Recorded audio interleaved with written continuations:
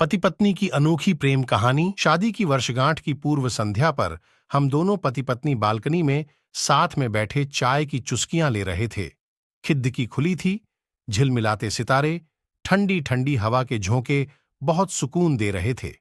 मन आज से 12 साल पूर्व खिड़की के दूसरी ओर सितारों की दुनिया में झांकने लगा। आज संसार की दृष्टि में हम एक आदर्श युगल हैं। प्रेम भी बहुत है अब हम दोनों में, या कहिए कुछ साल पहले ऐसा नहीं था। उस समय तो ऐसा प्रतीत हो रहा था कि संबंधों पर समय की धूल जम रही है। मुकदमा 2 साल तक चला था, तब आखिर पति पत्नी के तलाक का मुकदमा था। तलाक के केस की वजह बहुत ही मामूली सी बातें थीं। इन मामूली सी बातों को बढ़ा चढ़ाकर बड़ी घटना में ननद ने बदल दिया। नीलेश ने आव देखा, न ताव जड़ दिए 2 थप्पड़ डाल मुझे। मुझसे ये अपमान नहीं सहा गया। ये मेरे आत्मसम्मान के खिलाफ था। वैसे भी शादी के बाद से ही और उनका हमारा रिश्ता उनकी सिर्फ पति पत्नी का ही था। एक बहन थी, उस घर की मैं सिर्फ जरूरत थे ही। सास को मेरे आने पर अपनी सत्ता हिलती लगी थी, इसलिए रोज एक नया बखेड़ा। माता पिता सकते में नीलेश को मुझसे ज्यादा अपने परिवार कोशिश की, पर मैंने तो अलग होने का मन बना लिया था। मेरी जिद के आगे घुटने टेक दिए। चाहते तो मामले को रफा दफा भी किया जा सकता था, पर नीलेश ने इसे अपनी तौहीन समझी। उनके रिश्तेदारों ने मामले को और पेचीदा बना दिया। न सिर्फ पेचीदा बल्कि संगीन।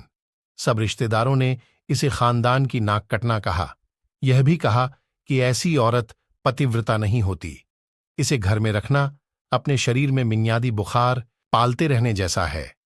बुरी बातें चक्रवृत्ति ब्याज की तरह बढ़ती है, सो उनकी तरफ खूब आरोप उछाले गए। जीवन बिताने ऐसा और एक बच्चे के माता पिता उस पक्ष के लोग कोई खेल खेल रहे हैं। दोनों तलाक के लिए नीलेश ने मेरे लिए कई असुविधाजनक बातें कही।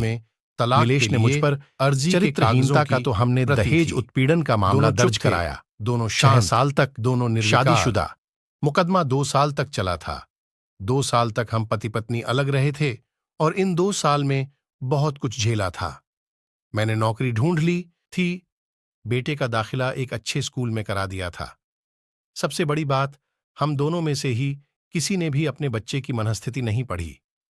बेटा हमारे अलग होने के फैसले से खुश नहीं था। पत्थर आपस में रगड़ खा गए हों, उसकी आंखों के सामने गुस्से में होते तो वह दोनों में बदले की भावना का आवेश होता। दोनों के साथ रिश्तेदार होते, जिनकी हमदर्दी में जरा जरा विस्फोटक पदार्थ भी छुपा होता। जब हम पति पत्नी कोर्ट में दाखिल होते तो एक दूसरे को देखकर मुंह फेर लेते, जैसे जानबूझकर एक दूसरे की उपेक्षा कर रहे हों। वकील और रिश्तेदार अक्सर उनके साथ होते। दोनों पक्ष के वकीलों द्वारा अच्छा खासा सबक सिखाया जाता कि हमें क्या कहना है। हम दोनों वही कहते। कई बार दोनों के वक्तव्य बदलने लगते तो फिर संभल जाते। अंत में वही हुआ जो हम सब चाहते थे, यानी तलाक की मंजूरी। पर थोड़ा सोचने का समय दिया गया। पहले उनके साथ रिश्तेदारों की फौज होती थी, धीरे धीरे ये संख्या घटने लगी। नीलेश की तरफ के रिश्तेदार खुश थे, वकील खुश थे, पर मेरे माता पिता दुखी थे। अपनी अपनी फाइलों के साथ मैं चुप थी और नीलेश खामोश।